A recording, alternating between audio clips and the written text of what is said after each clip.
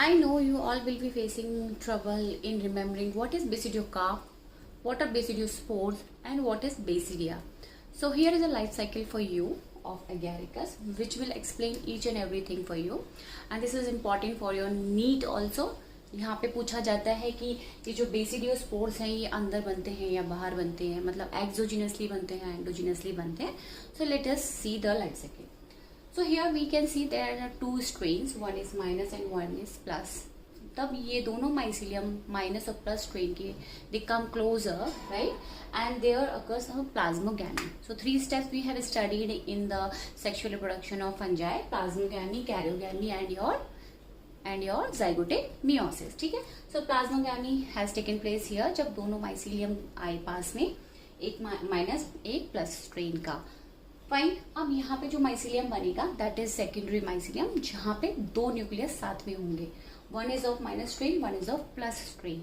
Minus and plus strain के दोनों strain के जो न्यूक्लियस हैं वो एक सेल में आपको दिख रहे होंगे. ठीक है. So this stage is your dikaryon stage, जहाँ पे एक सेल के अंदर दो न्यूक्लियस हैं. So this mycelium will further form a button-like structure. ठीक है, बटन जैसा स्ट्रक्चर बनेगा. And finally we have a growing fungi here. This is growing pileus. ये जो ऊपर आपको जो फ्रूटिंग बॉडी दिख रही है जिसको हम बेसिडियोकार्प कहते हैं. Okay, this is the basidiocarp.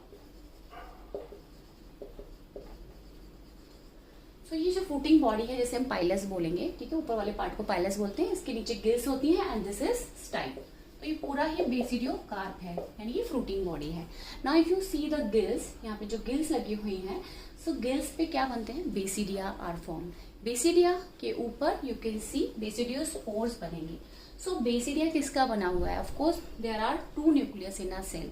तो जब ये दोनों न्यूक्लियाई फ्यूज हो जाएंगे, right, when they fuses and they finally undergo meiosis, यानी कि zygotic meiosis हो रही है. उस सेल में क्या होगा? meiosis होगी and which will lead to the formation of 4 basidiospores. Now when the spores, they are dispersed in the air, they finally germinate and then they form a mycelium. So this is how life cycle take place. This is basidiocarp, this is basidia, and on the basidia we have basidiospore formation. 4 basidiospores यहाँ पे बनेंगे and these spores are exogenously produced. Okay, thank you so much.